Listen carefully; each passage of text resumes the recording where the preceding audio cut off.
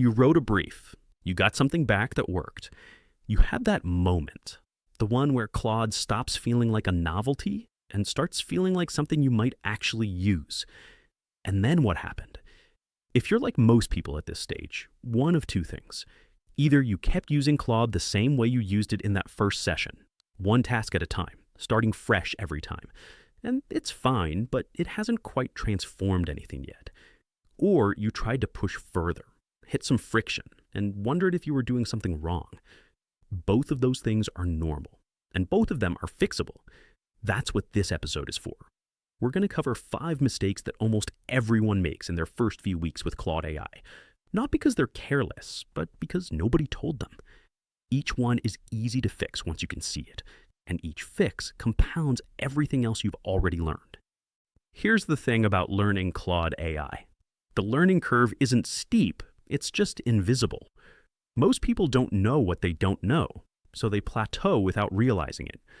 They're using Claude and getting value, but they're leaving most of the value on the table. The 5 mistakes we're covering today are the most common reasons people plateau. They're not about advanced features or technical knowledge. They're about habits, small, subtle patterns that feel natural, but are quietly limiting what Claude can do for you. The good news is that fixing them doesn't require starting over. Everything you learned in episode 1 still applies. These are refinements, not replacements. Let's start with the one that costs people the most time. 5 mistakes, 5 fixes. Here's what we're covering. 1. Starting every conversation from scratch instead of using projects. 2. Asking Claude AI to guess instead of giving it context. 3. Accepting the first output instead of iterating. 4. Using Claude AI for tasks instead of workflows. 5. Treating Claude AI like a search engine instead of a colleague. Each one is a chapter. Each chapter has a diagnosis, a fix, and a before and after, so you can see exactly what changes. 2 quick things before we start. If you haven't grabbed the brief yet, it's a free 1-page reference card in the description. The whole brief framework from episode 1 on one printable sheet. Worth having open while you watch this. And if you want a structured 5-day path through everything across the first 2 episodes, your first week with Claude AI at work is $20 in the description. A PDF starter kit that takes you from first prompt to fully operational workflow. Links are below. Now, mistake 1. Mistake 1. Starting every conversation from scratch. Here's what this looks like. You open Claude AI. You write a brief role, audience, context, outcome, tone, constraints. You get a strong output, you use it, you close the tab. Next time you need something, you open Claude AI again and you start over. You re-explain who you are. You re-explain the organization. You re-explain the stakeholders. You re-explain the tone. Every single time. And every time you do this, you're doing 2 things wrong. First, you're wasting the time it takes to re-explain. Second, and more importantly, you're getting outputs that are only as good as what you remembered to include in that particular brief on that particular day. The fix is co-work. We introduced it in episode 1, but if you haven't set up a project yet, this is the moment. Because the difference between using Claude AI in chat and using Claude AI in a co-work project isn't incremental. It's structural. It changes the nature of what Claude AI can produce for you. In chat, every conversation is an island. In co-work, your work has a home. Claude AI knows who you are, what you're working on, who the stakeholders are, and what good looks like before you type a single word. If you haven't done this yet, pause here. Go back to episode 1. Set up your first project. Write your project context. It takes 5 minutes, and it changes everything that comes after it. The fix is simple. For any recurring piece of work, any client, any project, any responsibility you return to more than twice a month, create a co-work project and write your context. A strong project context covers 6 things: who you are, what the project is, who the stakeholders are, what the goals are, what the communication style should be, and anything else Claude AI needs to know to produce work that actually fits your situation. You write it once, Claude AI holds it forever. Every task you bring to that project starts from a position of full context, without you having to say a word about any of it. The before, you type a 500-word brief every time you need anything, and the outputs are only as good as what you remembered to include. The after, you open the project, type one sentence, and get back something specific, accurate, and ready to use. That's the difference, and it compounds every single day you use it. Mistake 2. Asking Claude AI to guess instead of giving it context. We covered the brief framework in episode 1. 6 elements: role, audience, context, outcome, tone, constraints. And most people who've done the homework are using them. But there's a subtler version of this mistake that catches almost everyone. It's not about skipping the brief. It's about being vague inside the brief. Here's an example. You write, "I need an email to my team about the new project timeline. Tone should be professional. Keep it short." That has a tone. It has a length constraint. It even has a subject. But it's missing the thing that actually makes Claude AI useful: the actual situation. What changed about the timeline? Why did it change? What do you need your team to understand, feel, or do differently as a result? What's the relationship like between you and this team? Are they going to be annoyed, relieved, confused? Without that context, Claude AI is guessing. And when Claude AI guesses, you get something generic, something that could have been written for anyone about anything, something you have to rewrite. The mistake isn't skipping the brief. It's treating the brief like a form to fill in, rather than a genuine explanation of the situation. The fix is to brief Claude AI the way you'd brief a really good colleague who's new to your situation. Think about what that looks like. You wouldn't say, "Write an email about the project timeline." You'd say, "Hey, I need to tell the team that the launch is moving back 3 weeks. It's because the client changed the scope last minute, which is frustrating, but not our fault. I want them to know what happened without throwing the client under the bus. I want them to feel like we're still in control, and I need them to update their own plans. We've got a good team culture, so I don't need to be overly formal, just clear and direct." That's a brief. That's the actual situation, explained in your own words, in the time it takes to say it out loud. The rule is this: if you're not telling Claude AI something it couldn't find by Googling your job title, you're not giving it enough context. The more specific the situation you describe, the more specific the output you get, every time. Let's make this concrete. Week brief. Write an email to my team about a project delay. Keep it professional and concise. What comes back? A generic, placeholder email that acknowledges a delay, expresses commitment to the timeline, and invites questions. You could have found it on a template website. Strong brief. I'm a project manager at a 40-person professional services firm. The client just changed the scope of our current project, added a new deliverable we weren't scoping for, which means our launch date is moving from the end of this month to mid next month. My team of 7 has been working hard and is going to be frustrated by this. I need to email them to explain what happened, why the timeline changed, what it means for their individual work streams, and that we're renegotiating the client contract to reflect the extra work. Tone, direct and honest, acknowledging the frustration without catastrophizing. Around 200 words.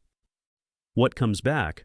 An email that actually sounds like you, that addresses the real situation, that your team will read and think, "Okay, I know what's happening and what to do next." Same task, completely different result. The only difference is context. Mistake 3. Accepting the first output instead of iterating. This is the mistake that separates people who get 70% of Claude AI's value from people who get the full thing. 0.5s. Most people treat Claude AI like a vending machine. You put in a brief, something comes out, you take it or leave it. If it's good enough, you use it. If it's not quite right, you either edit it yourself or you write a new prompt from scratch. 0.5s. But that's not how Claude AI is designed to work. It's designed for conversation. The first output is a draft, a strong, well-structured starting point that you then refine through dialogue. 0.5s. The people who get the best results from Claude AI aren't the ones with the best first prompts. They're the ones who are comfortable saying, "Not quite, try this instead." who treat the interaction as a back and forth rather than a transaction, 0.5s. Here's why this matters practically. When you accept a first output that's 90% right, you're doing the last 10% of editing yourself, which is fine once, but if you're doing that across 30 tasks a week, that's a lot of editing time you could be eliminating by just directing Claude AI more specifically. The first output is the opening move, not the final product. The fix is to build the habit of one direction before you accept any output. Read what Claude AI produces. Identify the one thing that's most off: the tone, the structure, a specific section, the length. Then direct Claude AI on that one thing specifically. Not a new prompt, not a full rebrief. One direction, one specific change. The opening paragraph is too formal. Make it warmer and more direct. The second section is too long. Cut it by half without losing the key point about the timeline. The conclusion feels weak. Rewrite it so it ends on something actionable, not just a summary. Claude AI holds the whole conversation. It knows what you asked for, what it produced, and what you want changed. You don't have to re-explain anything. You just direct the next move. And here's the key insight. The more you do this, the better your directions get. You start to develop an eye for what to look for in a first output. You get faster. The whole loop, brief, draft, direct, refine, starts to feel like a natural way of working rather than extra effort. One direction before you accept. That's the habit. Let's map the loop so it's completely clear. Step 1, you write your brief. Role, audience, context, outcome, tone, constraints. You give Claude AI the actual situation. Step 2, Claude AI produces a first draft. You read it, you identify the one thing that's most off. Step 3, you direct one specific change. Claude AI revises. Step 4, you read the revision. If it's right, you finalize. If there's still something off, you direct again. That loop, brief, draft, direct, revise, finalize, is the professional Claude AI workflow. It's not complicated, but it requires you to stay in the conversation rather than taking the first output and walking away. Most tasks take 2 or 3 rounds. Complex documents might take 5 or 6, but each round takes 30 seconds. The total time to a finished, polished output is still a fraction of what it would take to produce it from scratch. Mistake 4. Using Claude AI for tasks instead of workflows. A task is a single thing. An email, a summary, a brief, a set of meeting notes. A workflow is a connected sequence of things that happen repeatedly. Your weekly client update, your monthly report, your new project kickoff process, your onboarding checklist. Most people use Claude AI for tasks. They bring it individual pieces of work, one at a time, and Claude AI helps them produce each one. That's genuinely useful, and that's what episode 1 was about. But the next level is using Claude AI for workflows, and that's where the leverage becomes extraordinary. Here's the difference. When you use Claude AI for a task, you save the time it takes to do that task. When you use Claude AI for a workflow, you save the time it takes to do every instance of that workflow across weeks, months, years. And because Claude AI holds the context of the workflow in cowork, each instance gets faster and better than the last. Think about the recurring work in your professional life, the things that happen on a schedule, the reports that go out every month, the meetings that follow the same structure every week, the client communications that follow the same pattern every engagement. Every single one of those is a workflow candidate, and every single one of them can be systematized in cowork. The fix is to identify your 3 most recurring professional responsibilities and build a cowork workflow for each one. Here's what that looks like in practice. Say you're a project manager who sends a weekly status update to 3 different stakeholder groups. Currently, that takes you 45 minutes. You pull together the data, you figure out what's important, you draft 3 different versions for 3 different audiences. You review and send. With a cowork workflow, you set up a project for each stakeholder group. You write the context. who they are, what they care about, what level of detail they need, what tone works for them. You create a task template that says, here's the status update format. Here are the sections. Here's what each section should contain. Every week, you open the project. You paste in the raw data, numbers, updates, blockers. You type, produce this week's status update using the format. Claude AI knows the audience, the tone, the structure, the level of detail. It produces the draft. You review and adjust. You send. What took 45 minutes now takes 10. And the outputs are more consistent, more tailored, and more professional than what you were producing under time pressure. Multiply that by 3 recurring responsibilities. Multiply that by 52 weeks a year. That's the workflow leverage. Here's a quick audit to run right now. Think about your working week. What are the things you do more than once a month that involve writing, summarizing, planning, or communicating? Those are your workflow candidates. For each one, ask 3 questions. Does it follow a consistent structure? Does it go to a consistent audience? Does the context stay roughly the same from one instance to the next? If the answer to all 3 is yes, that's a co-work workflow. Set it up. Write the project context once. Build a task template once. Then every time that responsibility comes around, you're not starting from scratch. You're feeding Claude AI the specific data for this week, this month, this instance, and everything else is already there. Most professionals have between 3 and 8 of these. Building workflows for all of them is a weekend project that saves hours every single week for the rest of your career. Mistake 5. Treating Claude AI like a search engine instead of a colleague. This is the most fundamental shift and the hardest one to make because it requires changing how you think about what Claude AI actually is. A search engine is a lookup tool. You put in a query, it returns results. You're looking for information that already exists somewhere, and the search engine finds it for you. Claude AI is not that. Claude AI is a thinking partner. It doesn't look things up. It reasons, it synthesizes, it drafts, it challenges, it improves, and crucially, it responds to how you engage with it. When people use Claude AI like a search engine, they ask it questions with short, keyword-style prompts. What's the best way to structure a board presentation? What should go in a project brief? How do you write a performance review? The answers to those questions are fine. Generic, but fine. They're the kind of thing you could find in any business writing guide. But that's not what Claude AI is for. Claude AI is for your specific board presentation, to your specific board, about your specific project, in your specific organization's voice. It's for your project brief, for your team, for this engagement, with these constraints. The moment you shift from asking Claude AI general questions to giving it your specific situation, everything changes. The outputs stop being templates and start being work product, things you can actually use without rewriting them. The test is simple. Before you type anything into Claude AI, ask yourself, am I asking a general question or am I describing my specific situation? If it's a general question, add context. Add the actual details. Make it specific to you.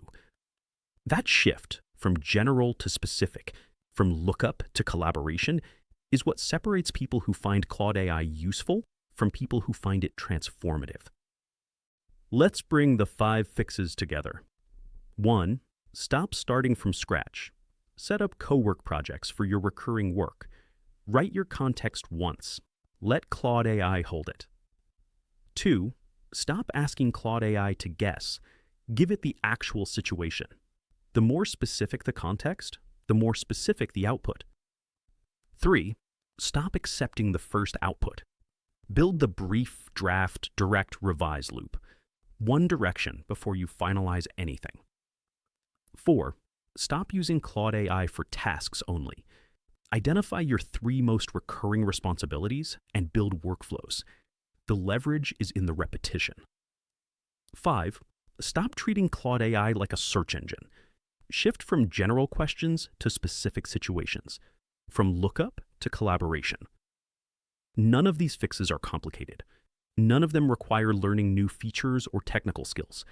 They're all about how you engage with Claude AI, and every one of them is something you can start doing today. The compounding effect of all 5 together is significant. We're talking about the difference between Claude AI being a helpful tool you use occasionally and Claude AI being a genuine layer of professional capability that's running underneath everything you do. Here's your challenge for this week. Pick the one mistake from the 5 that you recognize most in yourself. Just one. Don't try to fix all 5 at once. If you're still starting from scratch every time, set up one co-work project this week. Just one. If you're giving Claude AI vague context, take your next real task and write the actual situation before you ask anything. The whole story in your own words. If you're accepting first outputs, the next time Claude AI produces something, find the one thing that's most off and direct it specifically before you finalize. If you're using Claude AI for tasks only, do the workflow audit. Write down your 3 most recurring responsibilities. That list is your to-do for the weekend. If you're treating Claude AI like a search engine, the next time you want to type a question, stop. Add your specific situation first, then ask. One fix, this week. That's the challenge. You've now got the 2 foundational episodes. Episode 1 gave you the brief framework, your first co-work project, and the starting point for a professional workflow. Episode 2 has given you the 5 fixes that take you from occasional Claude AI user to someone who's actually building a system.